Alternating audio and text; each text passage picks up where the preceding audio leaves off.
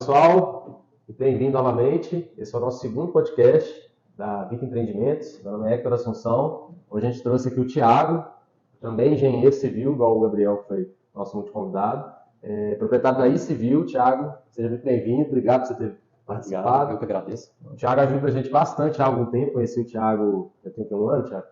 Um ano e pouco, quase 2 anos. Quase 2 anos. O Thiago ajuda a gente muito nos bastidores ali. Até para quem é da área tem muita dificuldade, né, Thiago? E a gente tem aumentado cada vez mais essa parceria. E bem-vindo, Thiago. Queria que você se apresentasse aí para a turma, qual que é a sua formação, qual que é o nome dessa empresa, você tem iCivil, né? E qual que é o foco ali do seu trabalho, o pessoal de casa entender, e que ajuda tanto os construtores, né, os pequenos empreendedores, até quem não é, né? E às vezes tem uma casa, precisa regularizar o imóvel, né? É um trabalho muito interessante que fica ali, às vezes não aparece tanto igual o resultado final que é a obra, né?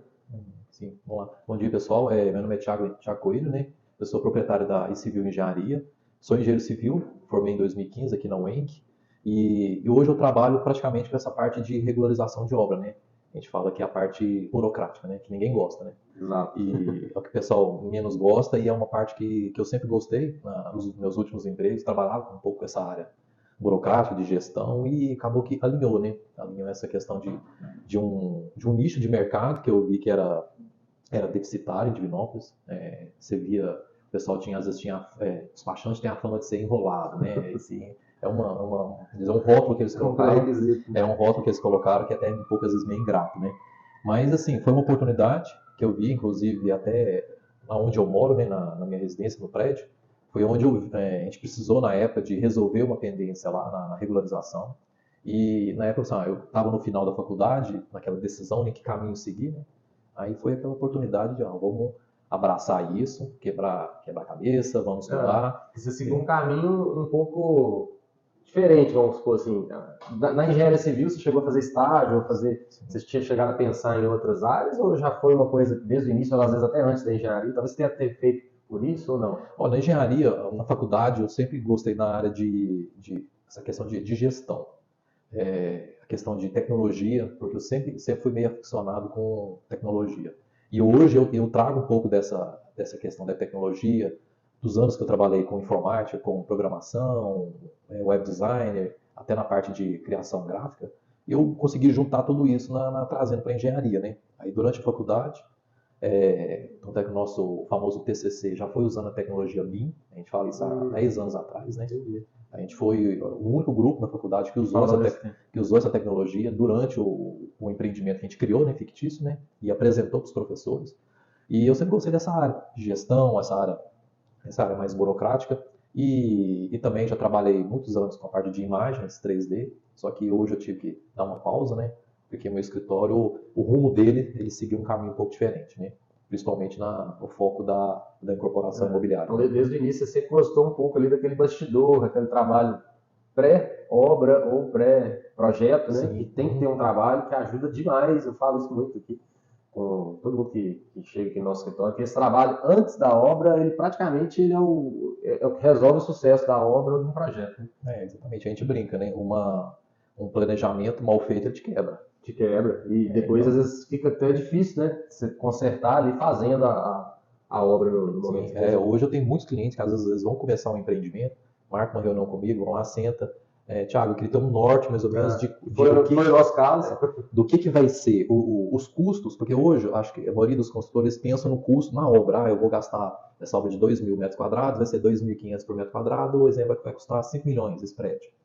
Mas existe custos por trás. São custos relacionados à parte de impostos, INSS, despesas de cartório, a tanta negociação. Hoje muito se faz hoje permuta, né? Que é a troca, né? Existe o terrenista, ele vai ceder o terreno e vai receber X unidades naquele terreno, né? Porque hoje a maioria das construtoras prefere não tirar aquele capital para comprar o lote. É melhor fazer demais, é melhor você Melhor fazer fazer uma boa pergunta. negociação, só que essa boa negociação, por exemplo, no caso do Tchaquistão, a pessoa entra com um lote e você, a construtora, no caso, oferta um apartamento ou um apartamento próprio que vai ser construído no próprio Isso. lote, ou às vezes um apartamento que a construtora já Já tem tem. no estoque, alguma coisa do tipo. Isso é a negociação ali comercial, mas a parte cartorial, vamos dizer assim, e documentário para essa negociação fluir, é o que passa muito por vocês lá, né? Sim, exatamente. Aí é onde o pessoal me procura, porque a gente faz todo aquele planejamento, desde da ajuda, né, na negociação entre as partes, explicar como que funciona o procedimento, os custos estimados para cada um, porque tem tipos de negociações diferentes, né? E dali, desde auxiliar, às vezes, fazer aquele contrato de permuta e dali também iniciar todo o processo, né? Que aí vai ser feito através de uma escritura, que é o correto, né? O próprio documento vem com o título, escritura pública de permuta por unidades futuras, né? Que a gente fala que é um imóvel que vai ser construído naquele terreno. Que garante para o proprietário que a construtora está adquirindo uma permuta e isso está legalmente escrito, né, em cartório, para assegurar tanto a construtora quanto o proprietário do terreno. Se fazia muito há uns anos atrás, né, aqui na cidade, né? Hoje ainda faz, mas é pouco. As construtoras faziam um contrato, a gente fala famoso contrato de gaveta, né, com o terrenista, fazia uma compra e venda desse terreno para a construtora construía todo o prédio e no final transferia esse apartamento para o dono do terreno. E, inclusive, na cidade teve um caso de repercussão até em nível estadual de uma construtora que faliu e deixou um prejuízo muito bom, muito grande aqui para a cidade. E ela não fazia o processo correto. E o proprietário ficou com o prédio meio caminho. Ficou meio caminho. Então, assim, deixou 2 ou 3 obras, se não me engano, inacabadas, uma quase inacabada e outra no começo. E lesou muita gente que comprou, né? Aí para o proprietário, do terrenista, no caso, para ele resolver essa situação, é jurídico. Aí teria que fazer todo o processo que não foi feito. Exatamente. Então, o caso foi resolvido na questão judicial, né? Que a empresa entrou em. Até hoje não tá completamente resolvido. Mas, assim, aí acabou que esse episódio, eu brinco com os clientes, ele meio que vacinou.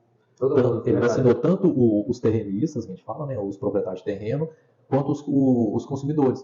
Os clientes, exatamente. Que eles viram, peraí, se aconteceu isso para aquela construtora, eu preciso ter uma segurança se eu vou investir o meu patrimônio, o meu futuro num imóvel, que segurança que eu tenho. Para o pessoal, assim, eu quando comecei a construir, só que talvez o pessoal entender.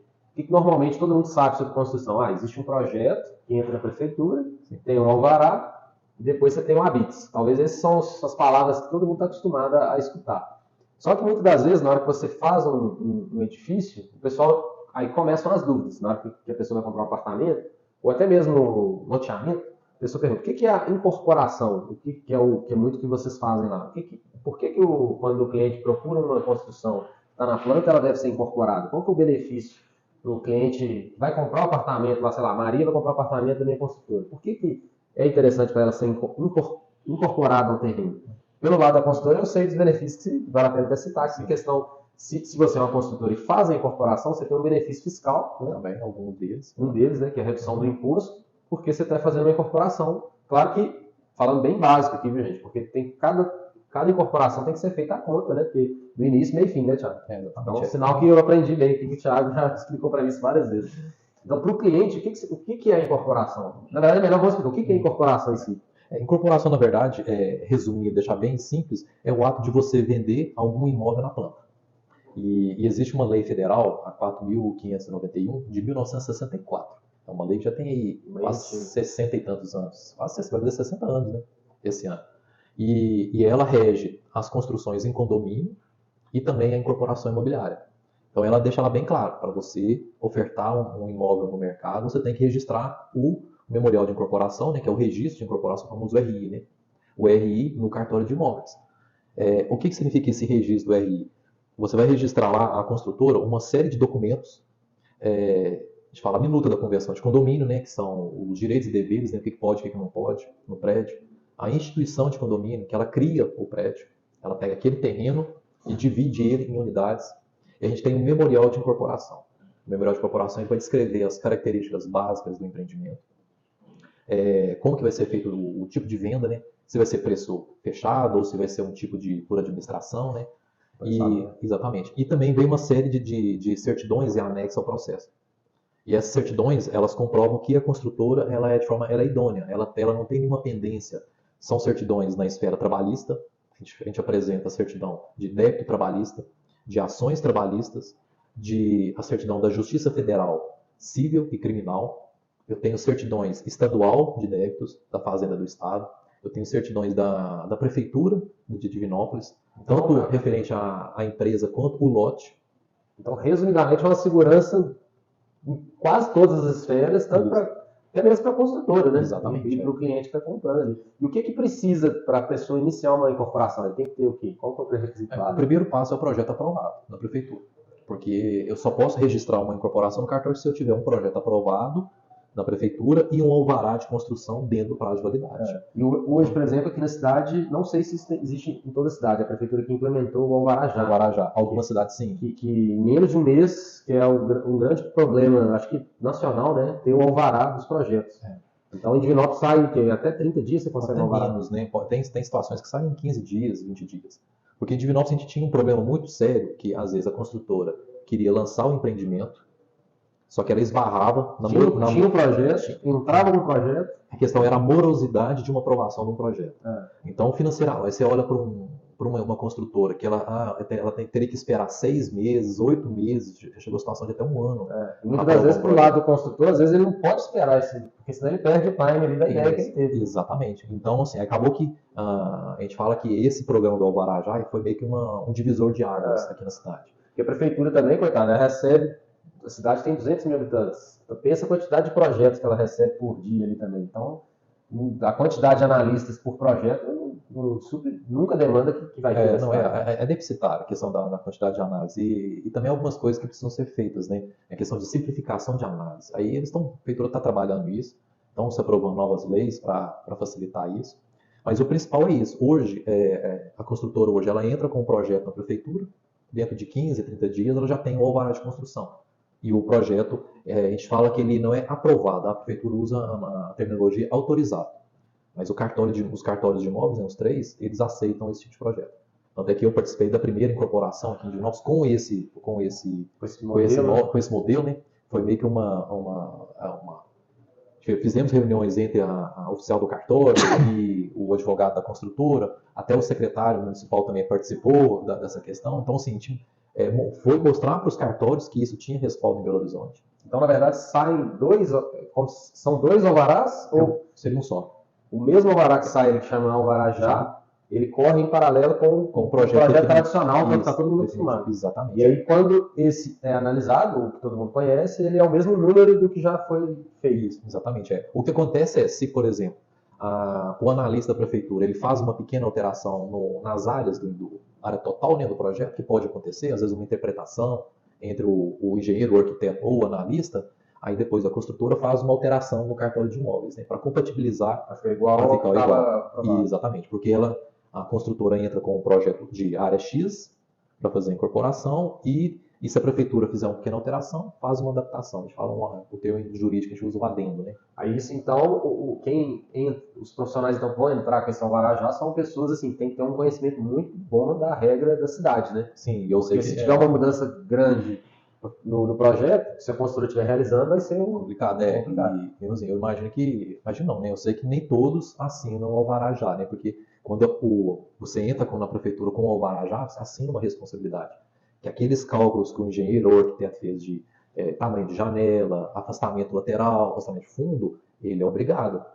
Isso não pode ter erro. Não pode ter erro nessa Exatamente, parte. Então, assim, mas assim, eu não vejo os profissionais que eu conheço, boa parte assinam, que tem conhecimento, né? E hoje no Brasil, a maioria das cidades já é assim?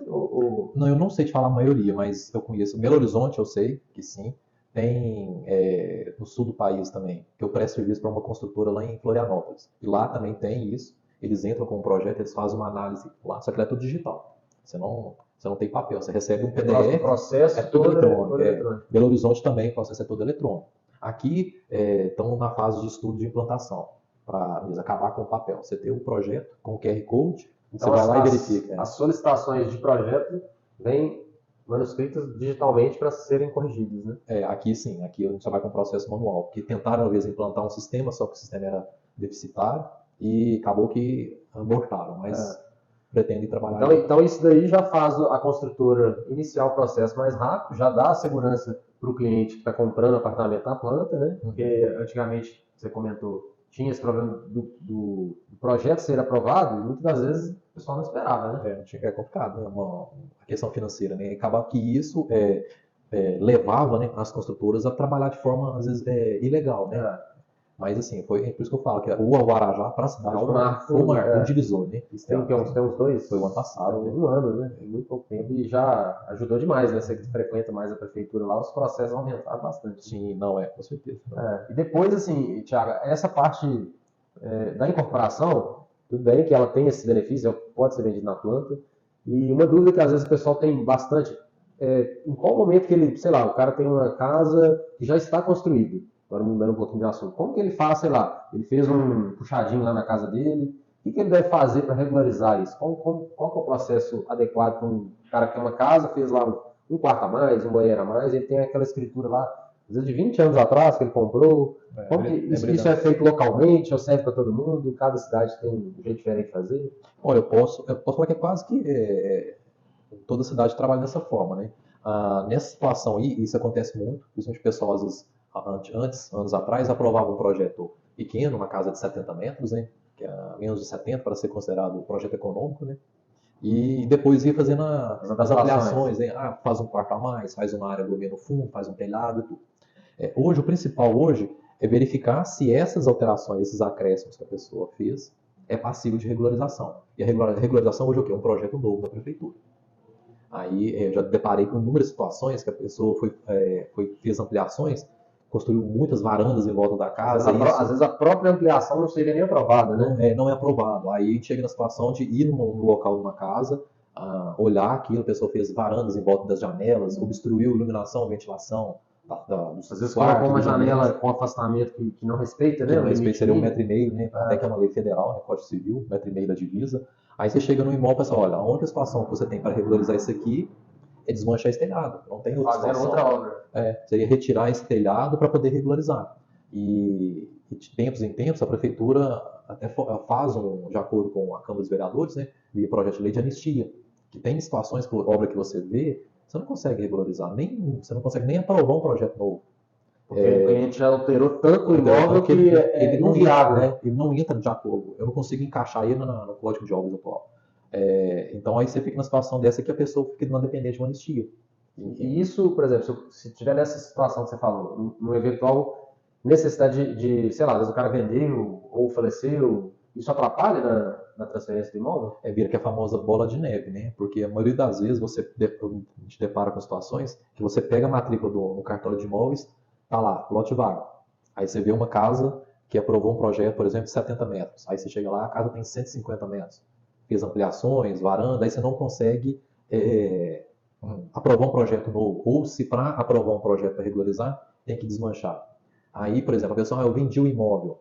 Se for vender financiado pelo banco, o banco vai exigir a regularização do imóvel. Não tem como. O banco vai ver que a escritura, o registro não é compatível com a construção, exatamente. Provavelmente, então, se esse cliente tentar vender, ele talvez não consiga. Exatamente. Porque provavelmente, se ele fez uma alteração muito grande, ele vai pedir um valor maior, né? Isso. E se na escritura está um imóvel bem menor, o banco vai pensar, eu vou avaliar em cima do imóvel menor, né? Mas o banco, às vezes, nem aceita. Na hora do engenheiro do banco fazer a vistoria do imóvel, ele não aceita. Ele fala que ele exige que seja feita a regularização desses acréscimos. Aí é onde esbarra. Entendi. Então, uma vez que começou errado, muito difícil dar então, certo. Assim, tem situação que a gente consegue aprovar o projeto, faz tudo certinho, regulariza, tira o habits e tudo. Na questão, por exemplo, um falecimento, aí vai ser a questão do inventário. No inventário, vai ter que constar uma casa. Aí começam os problemas. Qual casa, né? Aí vai constar lá uma casa de acordo com o que está na prefeitura, por exemplo. No cartório, está como lote vago. Na prefeitura é uma casa de 100 metros quadrados, que é o IPTU, a pessoa paga. Aí o inventário... porque hoje a prefeitura se atualizou, né? Ela faz por georreferenciamento. Então quem tem essa casa grande no lote, o IPTU de a prefeitura cobra o IPTU pela área. Né? Exatamente. Então até que deu polêmica, né? Quando eles implantaram esse gel. Mas isso não deve ser só daqui, né? Grandes cidades fazem. Teve as polêmicas do canil, galinheiro, que estavam cobrando IPTU, que é uma foto tirada de satélite. Então, por cima, se você vê um telhado de um galinheiro, considera que é uma área construída. Não dá para distinguir que aquilo é um galinheiro ou uma varanda, né? É complicado. Mas aí na questão do inventário, aí você tem esse problema. Você tem um inventário mencionando uma casa, você tem um lote vago. Aí na hora que vai registrar o inventário, para os herdeiros, não registra, trava, porque a casa está registrado um lote. Aí você tem que regularizar a casa. Aí eu volto na estaca anterior. Então aí você volta ao que a gente começou no início aqui, né? Tem que fazer o projeto, alvará, a BITS, regularizar na Receita Federal, escritura, registro, para aí depois voltar lá para o inventário. Exatamente. E isso geralmente acontece na situação que está dividindo bens, então tem que colocar mais dinheiro lá que não foi colocado. Exatamente. E aí começam os problemas, né? Quem vai pagar isso? Não, tem situações que você vai 1 ano para você regularizar uma casa. Porque você depende da prefeitura para fazer um projeto. Depois você tem a parte de tirar o Isso quando consegue, né? Igual você falou, né? Tem situações que você não consegue. Eu tenho inúmeras situações que eu já fui no escritório, que eu já fiz a vistoria no local e já falei assim, olha, infelizmente. Então às vezes até esse é um dos motivos que você vê até, não só aqui em Divinópolis, você vai em Belo Horizonte, você vê aqueles imóveis que parecem que estão abandonados. Pode ser, muitas vezes, um caso desse, né? É tão oneroso e tão trabalhoso refazer o processo todo que às vezes a família até desiste. Às vezes ou vai deixando para lá. Vai deixando um dia, desmancha e transforma em lote vago. Que é o que já está lá. Exatamente. Então é uma situação. Essa parte de regularização de imóveis. Então, certo, então, é quem tem um imóvel, faça um projeto, né? Procura o Thiago lá, faça um projeto de uma reforma, que é basicamente o processo como se fosse o projeto do início, né? Tem um alvará de reforma, faça o projeto, depois anexe esse processo ao cartório e a casa anda junto com a prefeitura. Né? Exatamente, faz o projeto. Às vezes até se a pessoa não quiser aprovar um projeto novo, mas que contrate um profissional que ele faça esse projeto de reforma de acordo com as normas do município, para você não ter esse problema no futuro. Porque às vezes um dia pode acontecer um imprevisto, a pessoa precisa de vender o imóvel. Aí ela não consegue, porque como não está regularizado, ela volta na estaca zero. Tem que estar, igual a gente comentou, se começou certo, no final vai dar certo. Exatamente. Uma outra dúvida que eu já vi que muita gente que não está dentro da área tem, escritura e registro. A escritura, me parece que pode ser feita em qualquer cidade. Você citou aí que está fazendo um processo lá de Florianópolis. É possível você fazer a escritura desses imóveis aqui em Divinópolis e o registro tem que ser só lá? Qual que é a regra? O cartório que faz a escritura, né? A escritura vai um documento público, né? Que ele vai oficializar a negociação, seja uma compra e venda, uma doação ou uma permuta. A escritura você pode fazer em qualquer lugar do Brasil. O contrato de compra e venda, então, ele não tem validade? Ele serve, o contrato de compra e venda é uma forma de você amarrar a negociação. Pode dizer é mais comercial. Isso, mas o documento oficial é a escritura de compra e venda. Então, toda venda de imóvel, o processo para o cliente, ele faz o compra e venda, para combinar aquilo que foi conversado, exatamente. E depois vai para o cartório que tenha mais afinidade, ali, vamos colocar dessa forma. Porque geralmente a gente faz a escritura na mesma cidade que o cartório de registro, até para evitar divergências de interpretação de lei. Eu já peguei uma escritura que foi lavrada no Rio de Janeiro para ser registrada aqui em Divinópolis. O cartório daqui questionou algumas coisas da escritura. Então, acaba que, em via de regra, você faz a escritura na mesma cidade que vai ser registrado. Porque o registro, a gente fala que existe o cartório de notas, né, que é onde faz a escritura, e existe o cartório de registro de imóveis. É onde você é obrigado a registrar. Por isso que você pode fazer a escritura em qualquer lugar do Brasil, mas registrar tem que ser no cartório na qual aquele imóvel pertence. Então, todo imóvel, por exemplo, uma casa num bairro X de Divinópolis, ele só tem um cartório que é registrado. Bom, Divinópolis, até o ano retrasado, só existia um cartório de registro de imóveis. Só que depois já havia um estudo já em andamento e acabou que eles dividiram a cidade em 3 regiões. A cidade também está crescendo. E cresceu, exatamente. Então, hoje, a cidade existe 3 cartórios de registro de imóveis. E cada cartório, cada região da cidade pertence a um cartório. Não adianta, por exemplo, eu pegar uma escritura, por exemplo, de um bairro Porto Velho, querer registrar no cartório de imóveis no qual pertence o centro. Eles não fazem esse registro, porque a cidade foi dividida em 3. Então hoje ele tem o primeiro, segundo e terceiro ofício de imóveis. Isso é por área ou cada um tem um requisito diferente ali? O critério foi basicamente área e parte de PIB e economia. Porque hoje a cidade foi basicamente dividida, essa divisão em 3, pegou a região central, Bom Pastor, Liberdade, aqueles bairros ali mais Serra Verde, um pouco mais para rodovia, ficou para o primeiro ofício. Então, pelo volume mesmo. Pelo volume, exatamente. Provavelmente nas outras cidades deve acontecer também. Aí eles pegaram o eixo da rua Pernambuco, lado de baixo, sentido São José, para cima, foi para o segundo ofício. Então, se você tem um imóvel na rua Pernambuco, a primeira coisa que a gente pergunta, qual lado que é da Pernambuco? do lado do centro ou do lado de São José. Se for do lado do centro, é o primeiro ofício. Se for na Pernambuco, do lado de baixo, sentido São José, é o segundo ofício. Então, a Pernambuco é o eixo de divisa. E o outro eixo foi a 1º de junho. Tanto é que quando a gente, às vezes, a divisão foi o Rita Psirica. Não, o eixo de divisão foi a 1º de junho. Então, você tem a 1º de junho, o lado de cima, voltado ali para Antônio Olinto de Moraes, que é o primeiro ofício. Aí você tem a 1º de junho, lá de baixo, Getúlio Vargas, aí toda aquela região da cidade, do Rio para lá, foi o 3º ofício. Entendi. E tudo bem, aí o cliente, vamos supor que vá nesse processo final aí e registre um desses cartórios. Isso é o que ele pode ficar tranquilo depois que isso foi registrado em nome dele, quando o cliente compra um imóvel, é o processo final mesmo ou ele ainda tem que se preocupar com outros itens? Não, basicamente tem um ditado popular que fala só é dono quem registra. Então, se o cara parou ali na escritura, ele só oficializou a negociação que ele fez. Exatamente. Ele tem uma garantia? Sim. Mas o correto mesmo é ele registrar. Então, todo imóvel que você compra são 3 etapas. Primeira etapa, prefeitura. Aí você vai transmitir o imóvel. A gente fala o famoso ITBI. Vai fazer a declaração, a prefeitura cobra 2%.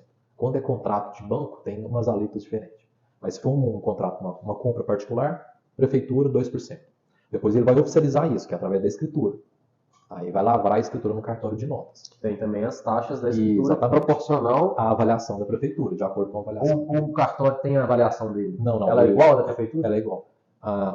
Os cartórios de notas têm uma tabela de faixas de preço. Aí eles enquadram, por exemplo, de 100 a 180 mil. A prefeitura avaliou em 150 mil. Ele vai na faixa de 100 a 180, então a escritura é aquele valor. E eles geralmente utilizam a mesma avaliação da prefeitura? Ou pega a avaliação da prefeitura e joga na faixa de preço? Esse exemplo que você citou é o mesmo valor. Ou 100 até ou 180, mais ou menos, é o mesmo valor. Então o cartório cobra de acordo com a avaliação da prefeitura. E essa avaliação, a prefeitura, como que ela muda isso? Isso é por ano? Segue inflação? Olha, ela tem a planta cadastral dela, plano de atualização. Ela segue o que está acontecendo na cidade? Tem vários parâmetros, né? Ela tem parâmetros de idade da construção, localização, metragem, o tipo de imóvel. Então, aqui existe muita polêmica em relação a isso, né? Essa questão de avaliação. Já me deparei em situações que eles avaliaram um apartamento aqui na região central por 300 mil. Então, um apartamento na planta. Eles avaliam pelo documento ou vai algum fiscal da prefeitura? Não, é tudo informatizado. Não se vai mais fiscal. Eles lançam as informações no sistema e o sistema dá a avaliação. E esse sistema, assim, talvez a gente não saiba muito no detalhe como que ele é atualizado. Segredo. Mas a gente, assim, pela minha experiência, não sei se você vai concordar, todo ano, geralmente sobe um pouquinho. Sobe um pouquinho, é atualizado. Então, assim, o sistema tem esse algoritmo lá. Agora, se esse sistema ele vai no comércio mesmo e vê o valor, você não sabe, né? Você não vai. Ele é de acordo com a planta cadastral. Aí eles têm várias informações lá que geram, fazem essa avaliação, né? Então, se o cara for fazer uma transferência de um imóvel, o imóvel, vamos supor que ele vale comercialmente 300 mil. Alguém quiser dar uma de João Sem Braço lá, lançar 50 mil, não vai adiantar, né? A prefeitura sabe que aquele imóvel lá no sistema talvez não seja de 300. Mas seja 250, por exemplo, ela vai fazer a cobrança de 2% em cima de 250. Então, na hora que fizer o contrato de compra e venda, já tem que fazer, é igual que a gente comentou aqui, né? Faça o certo, porque tudo vai dar certo, né? As taxas vão seguir, até contabilmente. Depois a pessoa que vendeu vai ter que declarar isso de alguma forma. Fiscalmente, que a gente fala fiscal, né? Quando ele vai fazer uma transação, ambas as partes têm que concordar com aquele valor. Até porque se o cara for um sonegador de impostos, o cartório e a prefeitura não é. Com certeza eles declaram, o cartório declara essa receita. Né? Chama DOI, Declaração de Operação Imobiliária. E a prefeitura também. Esse DOI vai ver lá em quem exatamente. Hoje o cerco fechou. Quando você lavrou a escritura, o cartório ele comunica com a Receita Federal que houve aquela transferência. Então o cara às vezes está vendendo lá, já vi isso acontecer bastante, quer receber em dinheiro para não declarar, não adianta nada. Né? Assim, existe. A não ser que ele não coloque o nome dele. Fiscalmente, sim, tem como. Existe, por exemplo, os contadores falam muito, imóvel até 300 mil, primeiro imóvel que a pessoa tem, comprou ou vendeu, não precisa declarar. Tem muito isso. Mas é bom alinhar com o contador certinho essa questão fiscal, né? Que é uma coisa que o contador vai orientar. Eu quero comprar um imóvel X, eu preciso declarar. Eu estou vendendo esse imóvel tal, eu preciso declarar. Porque depois, isso é experiência própria, né? A gente faz tudo certinho, porque quem não faz certinho, depois o governo tem. Além de cobrar o que é devido, tem as multas que são absurdas. Então, assim, é melhor fazer certo. A multa do leão é forte.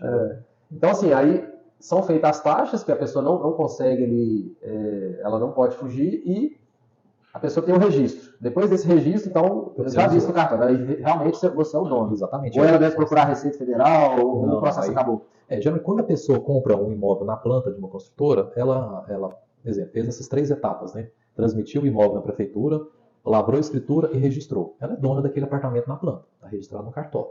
A única coisa que tem que ser feito posteriormente, dependendo do tipo de venda, né, a construtora vai lá, vai registrar, fala verbar a construção. Né?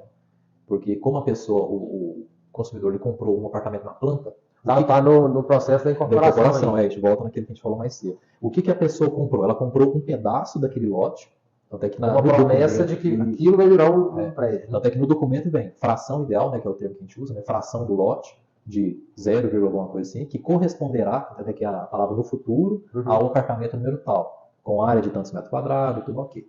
Então a pessoa tem aquele documento, ela comprou aquele pedaço de lote, oficial, tudo certinho.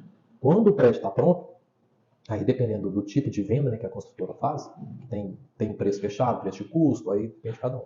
Mas via de regra, quase todo mundo trabalha com preço de custo fechado. Sim. A construtora vai finalizar o processo de regularização do prédio, que é o quê? AVCB, Corpo Bombeiro, fazer todo o sistema de segurança, seja extintor, hidrante, sinalização, corrimão, deixar tudo pronto. Vai depois solicitar na prefeitura o ABITS. Aí o fiscal da prefeitura vai no local verificar se aquela obra foi executada de acordo com o projeto. Conforme o projeto. Ok, emite-se o documento. Então, quer dizer, a própria palavra fala ABITS, né? Aquele imóvel já está habitável.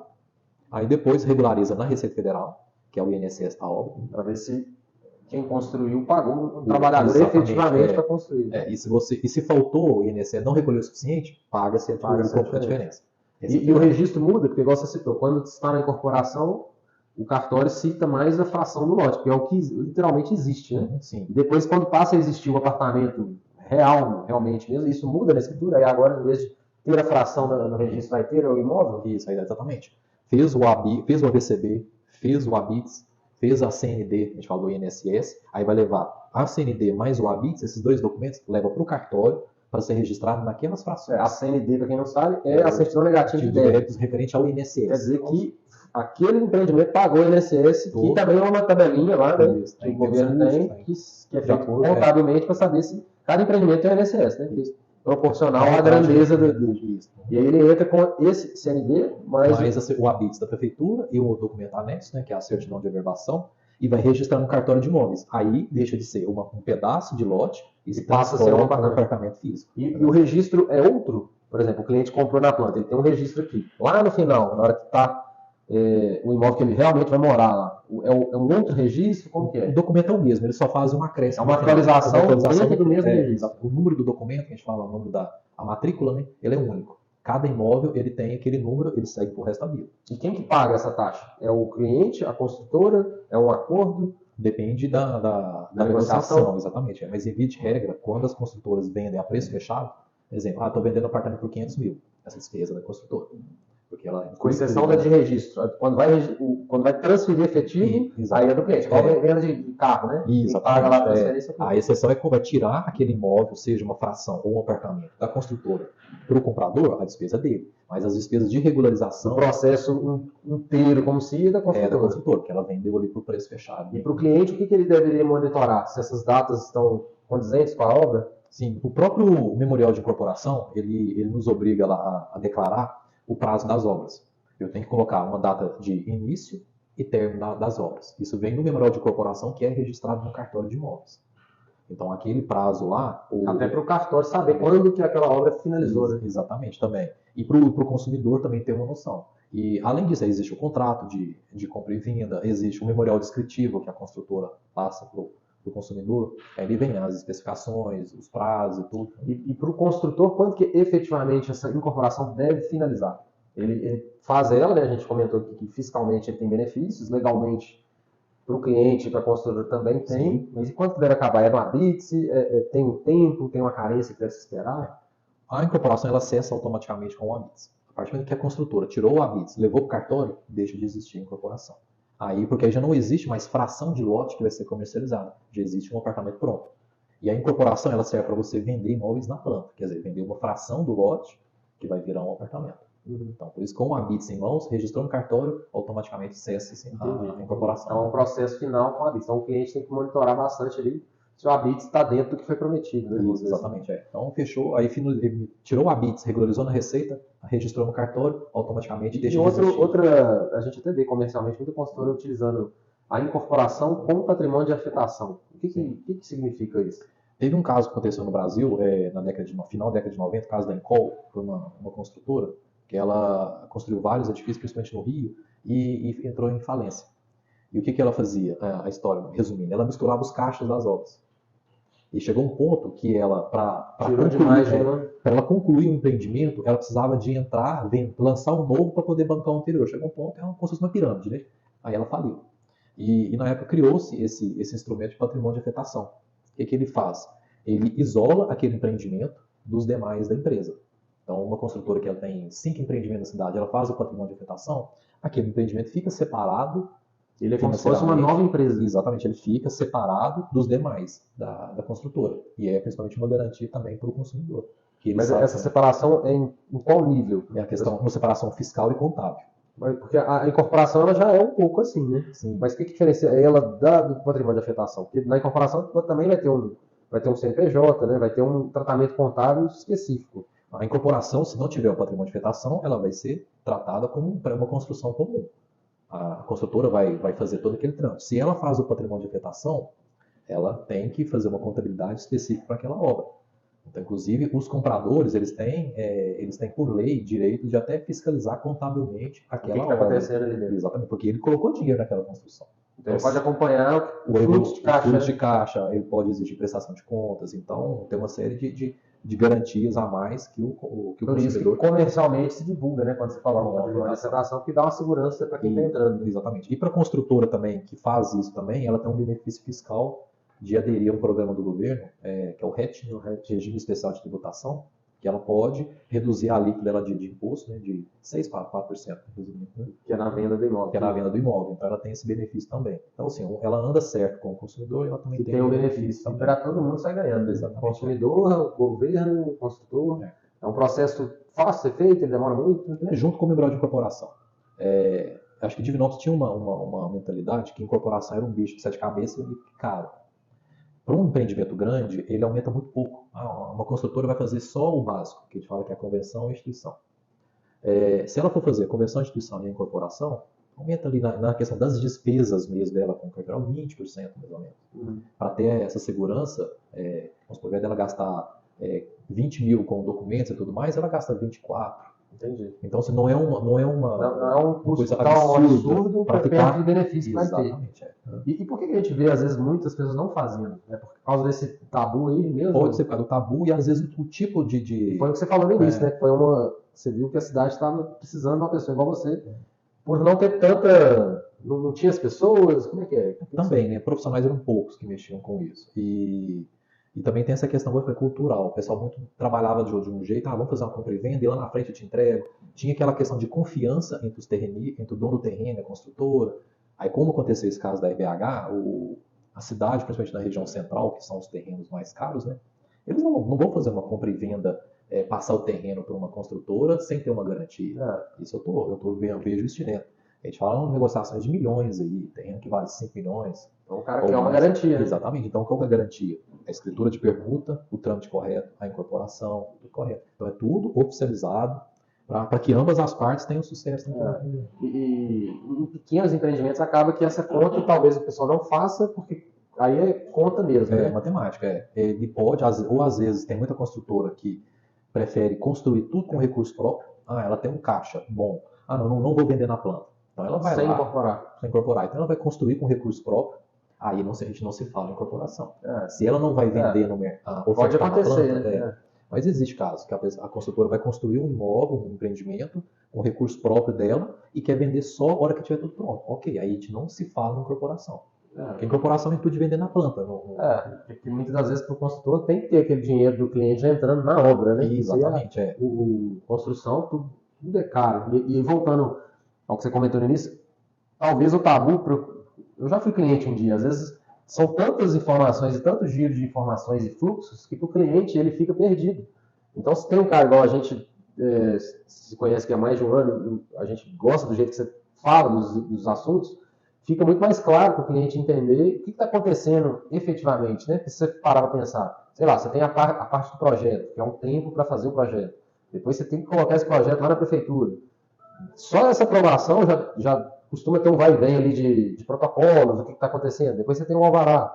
tenho agora o alvará já. Então, um cliente que, às vezes, essa informação não fica tão nítida, ele até fica perdido e fica desconfiado, né? Eu acho que acabou enrolando, né? Tem isso, mas porque assim, a gente entende hoje que cada setor, cada órgão tem ali o seu prazo, tem sua demanda. Então, na hora que você começa a entender o processo, pelo menos no meu caso, foi assim, eu fui vendo cada etapa e a gente vê que cada construção ela tem uma especificidade, né? Apesar do processo seguir um fluxo, a gente vê até nos nossos mesmo, né? Cada obra que a gente está fazendo aqui tem uma coisinha ali que não tinha na outra, então é um aprendizado. é um aprendizado quase com toda a obra, né? A gente fala que hoje um planejamento inicial de uma obra hoje não pode ser menos de 6 meses.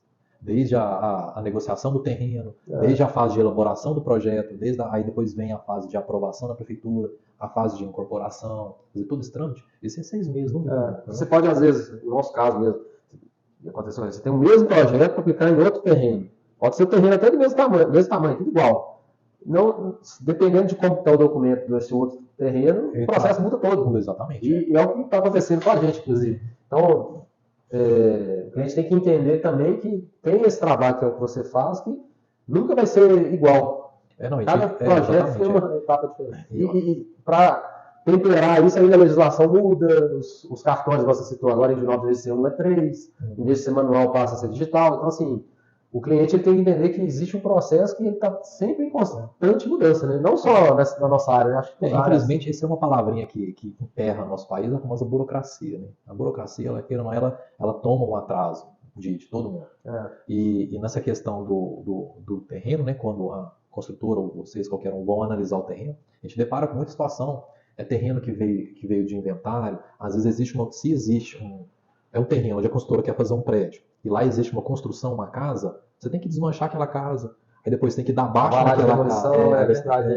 Aí você tem que dar baixa naquela casa na prefeitura, aí o fiscal da prefeitura vai lá, vai conferir que se você desmanchou aquela casa, vira um lote vago, depois tem que regularizar essa demolição na Receita Federal, e depois mandar para o cartório. Para aí começar a incorporação. A incorporação que a gente está falando. Então, às vezes o terreno também pode ser que ele... Aqui acontece também, né? É uma cidade que tem cidades próximas, às vezes ele não pertence a Divinópolis, né? Então, sei lá, aqui do lado tem Carcajuru. Então a pessoa vai construir na divisa, tem que olhar até isso, né? De onde que pertence... Porque aí vai mudar tudo, né? Vai ser em Divinópolis, vai ser lá em outra cidade. Exatamente. Aí você tem também a questão de divergências entre medidas do lote. Porque tem aquele ditado, né, que a gente brinca, né? O último que constrói no quarteirão sempre toma, né? Vamos dizer assim. Às vezes ele perde, né? Aí você tem que o quarteirão foram construindo. Às vezes o último lote lá, o cara perdeu 10, 15 centímetros. Aí vai ter que correr atrás para fazer um processo de corrigir, retificar aquela área. Vai para a prefeitura, depois vai para o cartório. Ao invés do lote dele ter, por exemplo, 300 metros quadrados, tem 295.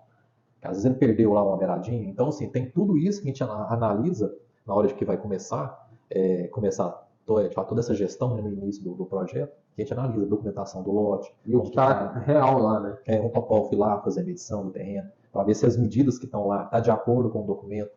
Porque hoje, se você chegar no cartório de imóveis com um projeto, com uma área do lote de 300 metros quadrados, tá lá, documento, 300, levantado, 299. Então o lote perdeu 1 metro quadrado, o cartório vai exigir retificação de área. Então a gente tem que planejar isso antes ou durante a aprovação do projeto. Que é mais um processo no meio. Que vai, uma retificação de área hoje não vai 90 dias, dependendo do trâmite. Às vezes o cara prefere falar que tem uns 300 para não atrasar o processo. Mas aí isso tem que ser comprovado com o topógrafo no local para ver. Até para o cara saber, né? Às vezes ele estava planejando, sei lá, se perder 5 metros dentro de um apartamento, isso vai dar diferença. A gente pega uma lateral de 20 centímetros aí, numa extensão, a gente está falando uma área boa. Às vezes o vizinho fez um muro desalinhado, compromete totalmente ali, sei lá, uma vaga de garagem, por exemplo, uma área de manobra. E se o vizinho já construiu aquele muro lá há X anos, ele é direito de uso dele, não tem como você questionar.